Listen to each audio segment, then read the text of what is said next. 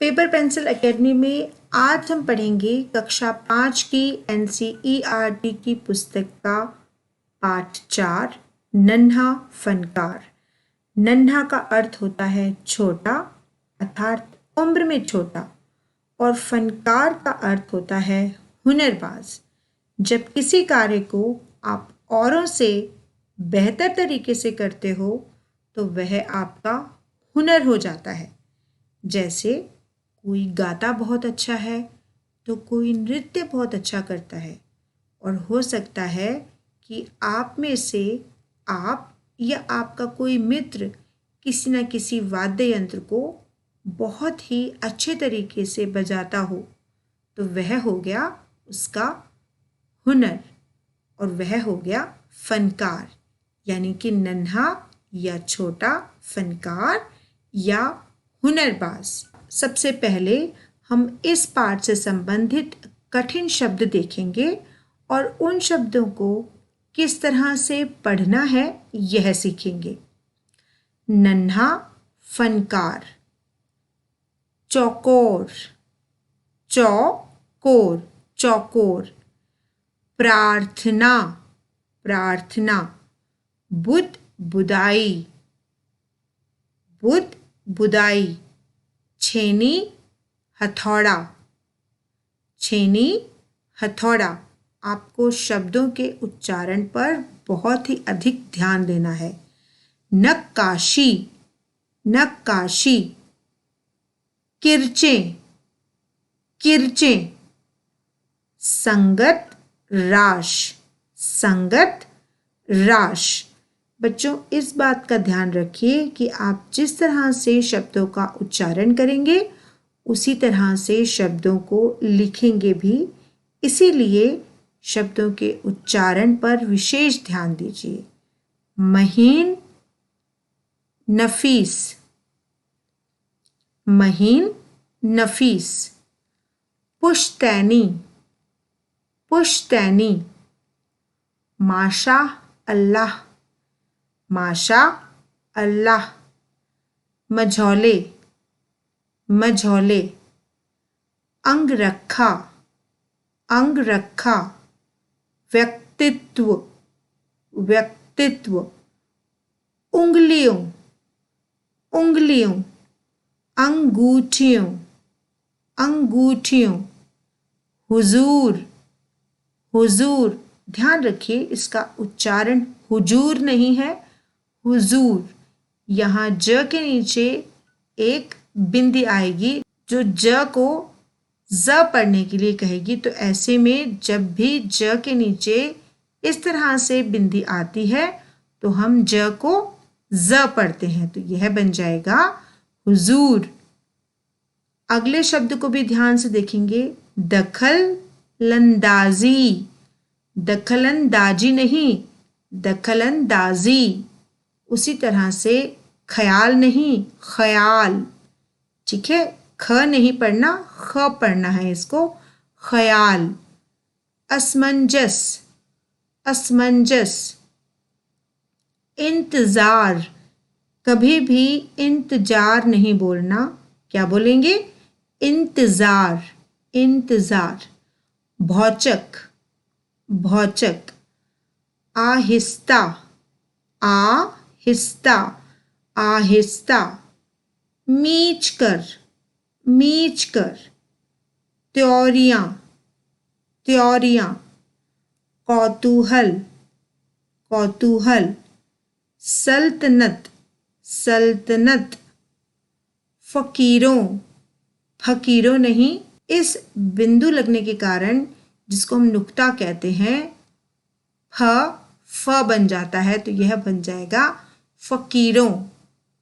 ख्वाजा, ख्वाजा। चिश्ती, चिश्ती। सीकरी, सीकरी। उनींदी, उनींदी।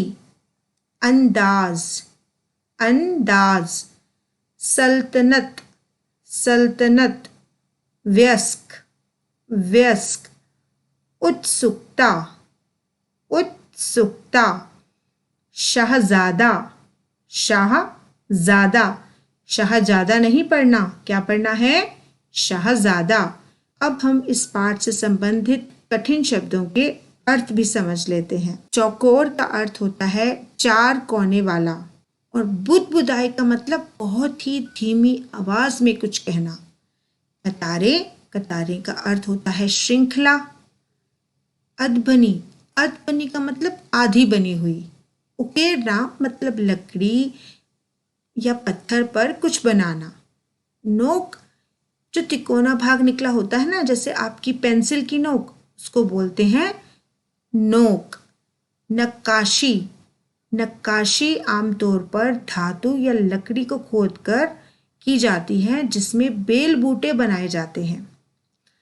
कीरच, कीरच का मतलब होता है पत्थर के बारीक टुकड़े। चित्रा, चित्रा का मतलब होता है बिखर जाना या बिखरा हुआ। यहाँ पर इन्हीं सभी शब्दों के शाब्दिक अर्थ दिए गए हैं। अभी मैं आपको पाठ समझाऊंगी और फिर पाठ के आधार पर उन शब्दों के अर्थ भी आप समझेंगे। संगत तराश का मतलब होता है पत्थर को तराश कर कुछ बनाने वाले, उनको कहते हैं संगत तराश। जो लोग पत्थर पर काम करते हैं, पत्थर से तराश कर मूर्तियां बनाते हैं या अलग अलग प्रकार की आकृतियां बनाते हैं, उनको कहते हैं संगत तराश। पुश्तैनी, पुश्तैनी का मतलब होता है पीढ़ी दर पीढ़ी जो आपके पिता या आपके दादा या परदादा के समय से चलता आ रहा हो, उसको कहते हैं पुश्तैनी। सीकरी, सीकरी फतेहपुर सीकरी को कहा गया है इस पाठ में। माशा अल्लाह, माशा अल्लाह का मतलब होता है जब हम कहते हैं किसी की तारीफ में कि क्या कहना, ऐसे में हम माशा अल्लाह शब्द का इस्तेमाल करते हैं। तो ऐसे में हम उर्दू भाषा में माशा अल्लाह शब्द का इस्तेमाल करते हैं। इस पाठ के अंदर आपको अरबी और उर्दू भाषा के कई शब्द पढ़ने को मिलेंगे, इसीलिए हमने विशेष तौर पर शब्दों के अर्थ और कठिन शब्दों को आपको पाठ से पहले ही बता दिया है। तलखी, तलखी का मतलब होता है कड़वाहट। तलखी का मतलब क्या हुआ? कड़वाहट। अब ये कड़वाहट जुबान की होगी। कड़वाहट किसी चीज के अंदर, जैसे कि नीम बहुत कड़वी होती है, वहां पर हम तलखी शब्द का इस्तेमाल नहीं करेंगे। तलखी मतलब जुबान की कड़वाहट। अंगरखा, एक लंबा बंददार पहनावा। मझोला मतलब बीच का। मझोला का मतलब होता है बीच का, ना बहुत बड़ा और ना ही बहुत छोटा, बीच का। मुआयना का मतलब होता है किसी भी चीज का मुआयना करना, उसको अच्छी तरीके से देखना, उसकी जांच पड़ताल करना। भौचक का मतलब होता है हैरान हो जाना, और जुर्रत का मतलब होता है हिम्मत या साहस करना। जब हम कहते हैं तुम्हारी जुर्रत कैसे हुई, यानी कि तुमने साहस कैसे किया। बदहवासी, बदहवासी का मतलब होता है घबराहट, ख्याल, ध्यान।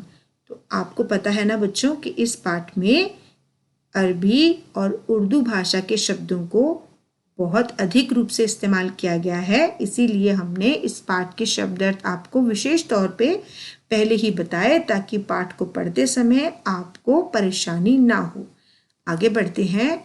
दखल अंदाजी का मतलब होता है रोक टोक करना या हस्तक्षेप करना। खींच कर मतलब झुंझलाना, जिसको हम कहते हैं ना चिढ़ना, थोड़ा सा चिड़चिड़ापन, उसको बोलते हैं खींच कर। असमंजस मतलब समझ में न आना कि क्या करें, क्या सही है क्या गलत है। जब हम यह निश्चित नहीं कर पाते तो हम असमंजस की स्थिति में होते हैं। हुक्म का मतलब होता है आदेश। इंतजाम का मतलब होता है किसी भी चीज का इंतजाम करना या किसी भी चीज का बंदोबस्त करना। दोस्ताना मतलब दोस्त की तरह व्यवहार करना, और सकपकाना मतलब घबराना, डरना किसी से। डलिया होता है ठेला, और आहिस्ता होता है धीरे धीरे। मीच कर मतलब आंखों को लगभग बंद करके जब हम बहुत थोड़ा सा खोलते हैं तो उसको हम बोलते हैं मीच कर। कौतूहल का मतलब हैरानी। वयस्क का मतलब सयाना या बालिग जो कि 18 साल से बड़ा हो, उसको हम वयस्क कहते हैं। और उन्नीति का मतलब होता है नींद से भरा हुआ। हमने इस पाठ में आने वाले शब्दों के शब्द अर्थ देखे। अब इस पाठ को पढ़ना और समझना शुरू करते हैं। नन्हा फनकार।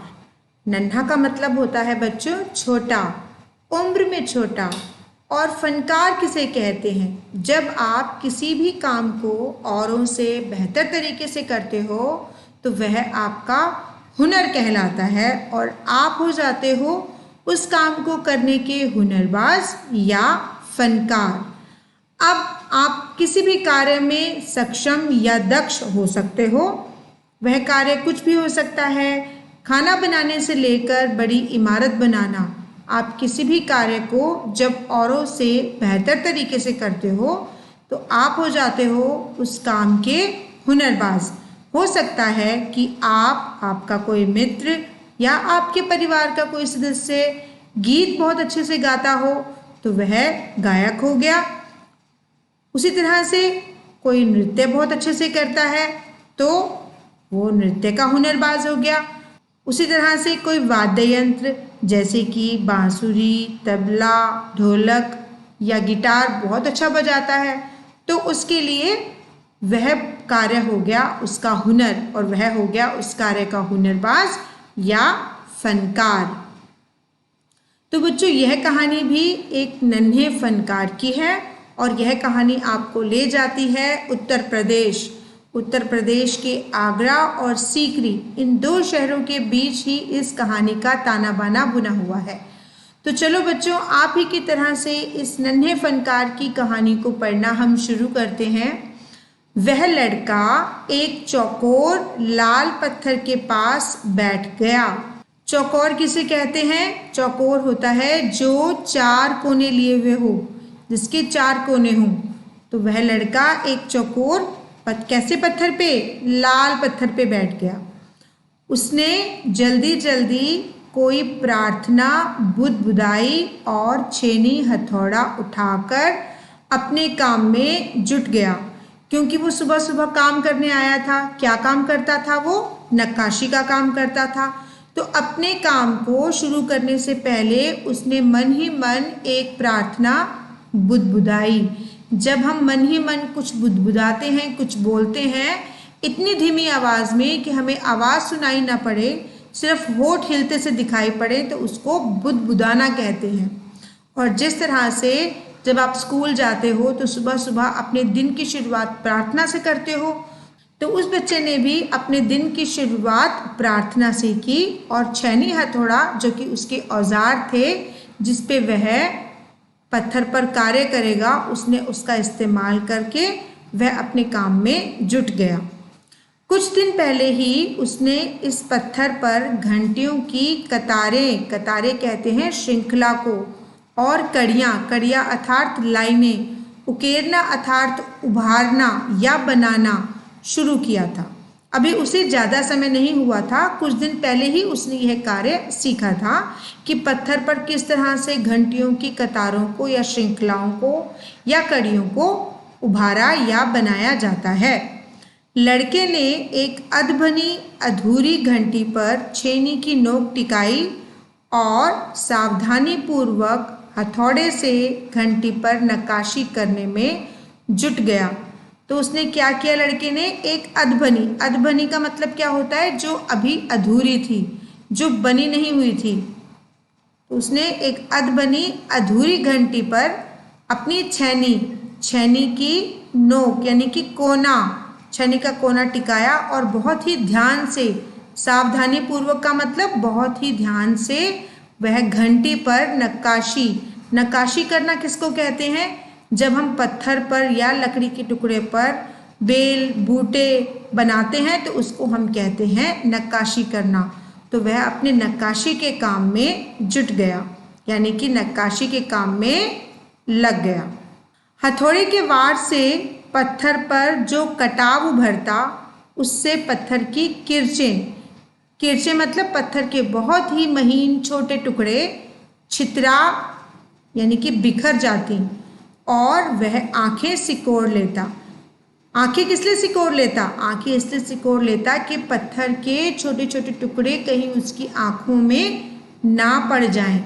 इसीलिए जब वह अपने हथौड़े से पत्थर पर कटाव को उभारता या वार करता तो अपनी आंखों को थोड़ा बंद कर लेता, सिकोड़ लेता, जिससे पत्थर के टुकड़े उसकी आंखों में ना पड़ जाएं। साथ साथ धीमी धीमी आवाज में वह कुछ गुनगुनाने भी लगता।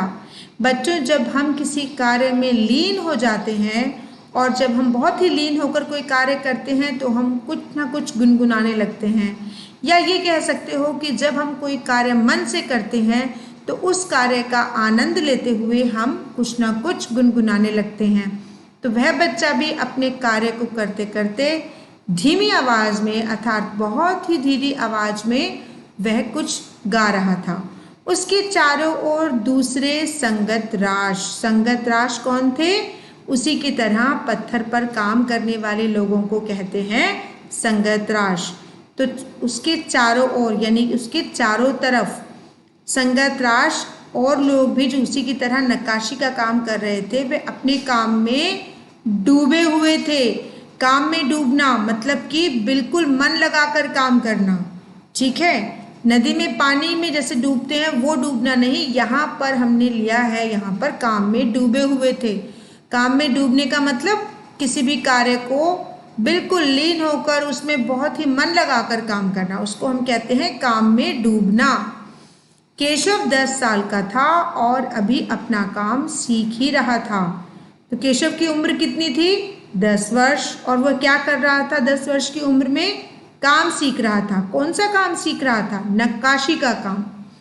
पिता के एक बार करके दिखा देने पर वह सीधी लकीरों वाले और घुमावदार डिजाइन उकेर सकता था मतलब बना सकता था, पत्थर पर बना सकता था। उसके पिता ने सिर्फ उसको एक बार, ज़्यादा बार नहीं समझाना पड़ता था, क्योंकि वह बहुत ही समझदार बच्चा था। तो बहुत ही समझदार होने के कारण वह जल्दी ही इस काम को सीख गया और उसके पिता ने उसको एक बार सिखाया और एक बार में ही उसने सीधी लकीरों को पत्थर पे उकेरना और साथ ही साथ घुमावदार डिजाइन बनाना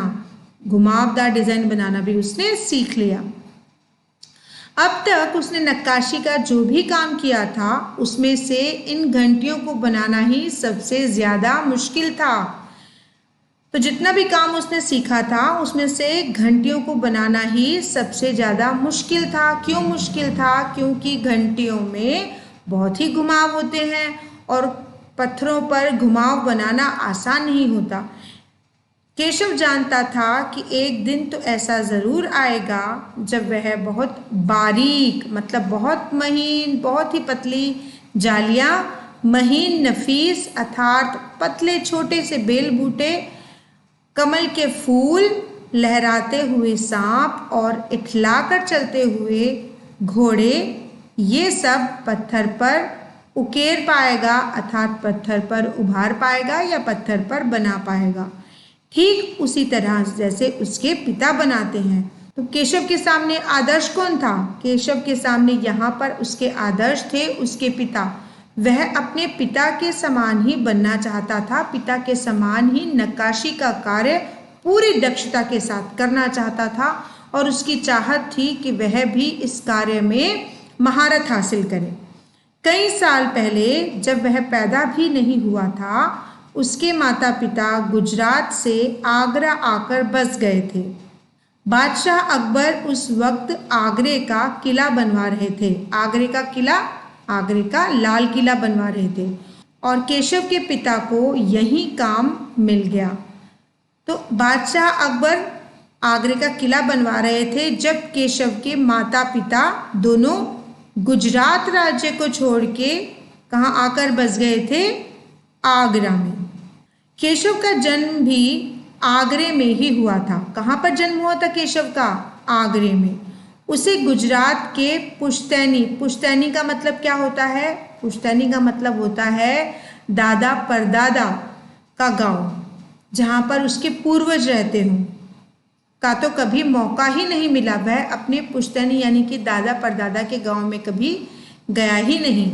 आगरे की गलियां और अब सीकरी अर्थात फतेहपुर सीकरी शहर, यहाँ पर फतेहपुर सीकरी को सीकरी कहकर बुलाया गया है, बस यही उसका घर था। इसके अलावा उसने कभी किसी और जगह को नहीं देखा था। वो अपने गांव गुजरात नहीं गया था। चारों ओर हो रही छेनी हथौड़ों की ठक ठक खड़ खड़ के बीच केशव को किसी के कदमों की आहट भी न सुनाई पड़ी। तो चारों तरफ काम हो रहा था। किसका काम हो रहा था? नक्काशी का काम हो रहा था। नक्काशी का काम कैसा होता है? नक्काशी का काम होता है पत्थरों पर, और पत्थरों पर काम करने के लिए जरूरत होती है छेनी और हथौड़ों की, और छेनी हथौड़ों के वार से कैसी आवाज आती है? ठक ठक और खड़खड़ की आवाज आती है।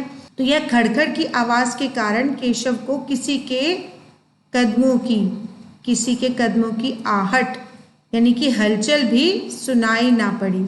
इसीलिए अचानक कानों में एक आवाज पड़ने पर वह चौंक गया। चौंक गया का मतलब हैरान हो गया जब उसके कानों में यह आवाज पड़ी। कौन सी आवाज? माशा अल्लाह, ये घंटियां कितनी सुंदर हैं, तुमने खुद बनाई हैं। यह वाक्य जैसे ही केशव के कानों में पड़ा तो केशव हैरान हो गया। यहाँ पर माशा अल्लाह शब्द को बोला गया है हैरानी और किसी की तारीफ में। किसकी तारीफ में? केशव की तारीफ में।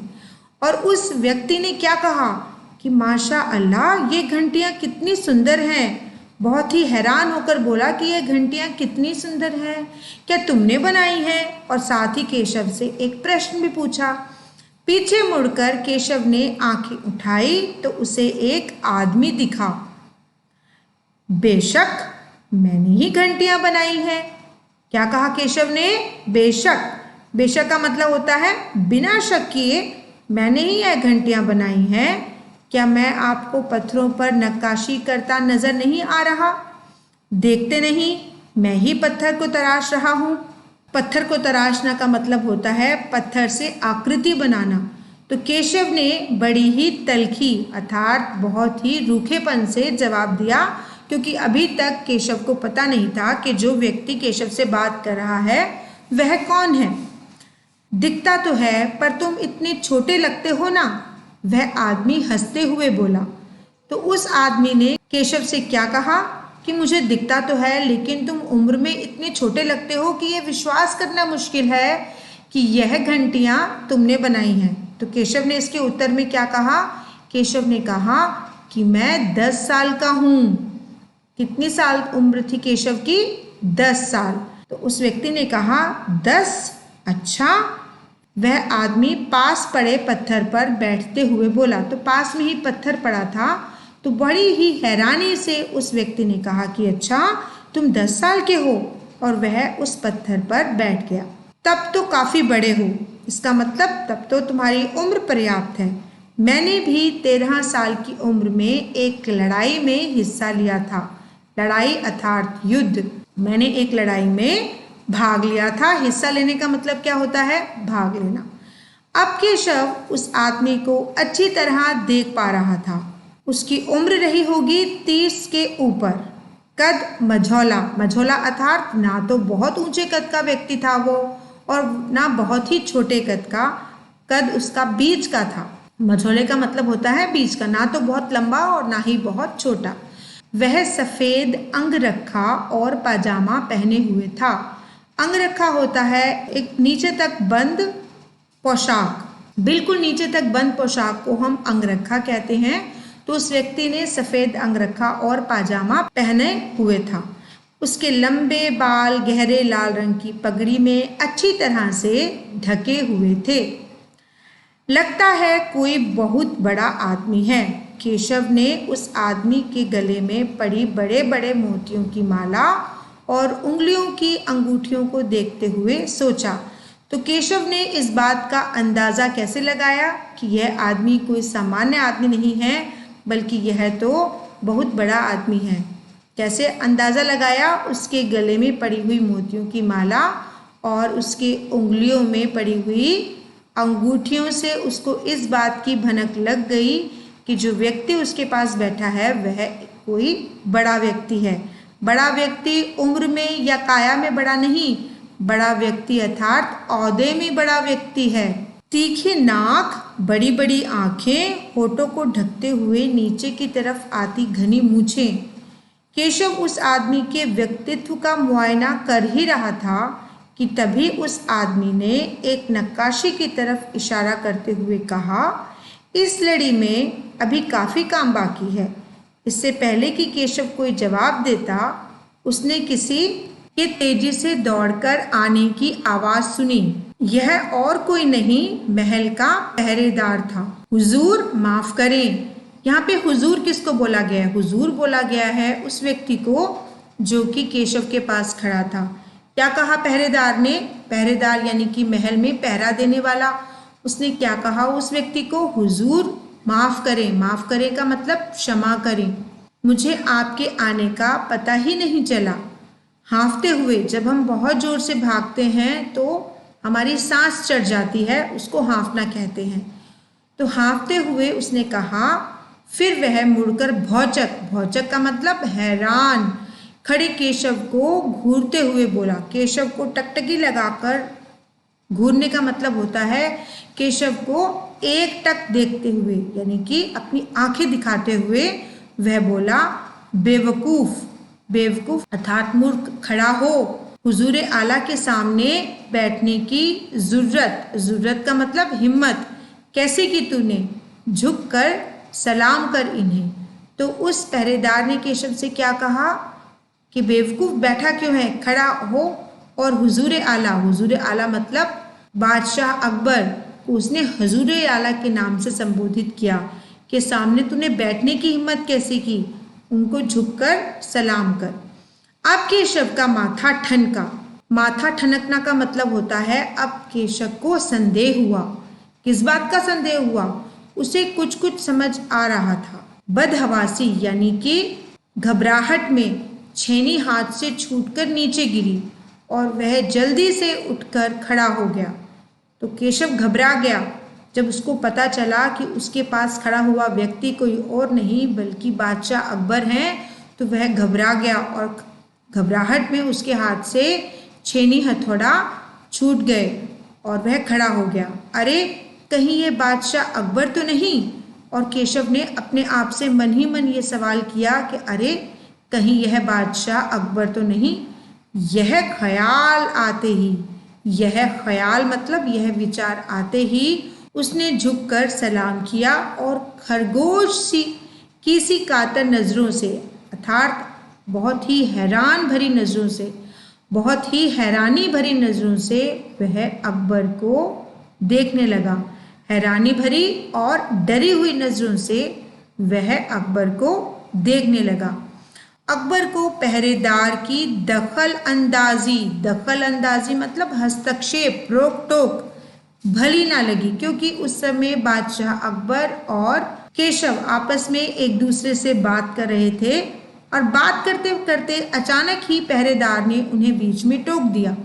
तो यह हस्तक्षेप या ये टोका टाकी बादशाह अकबर को अच्छी नहीं लगी। उन्होंने खींचकर पहरेदार को वहां से जाने का इशारा करते हुए कहा, ठीक है सिपाही, कुछ देर के लिए हमें अकेला छोड़ दो। खींचकर अर्थात हल्का सा चिढ़कर उन्होंने पहरेदार को जाने का इशारा किया और कहा कि ठीक है, आप हमें कुछ देर के लिए एकांत यानी कि अकेला छोड़ दो।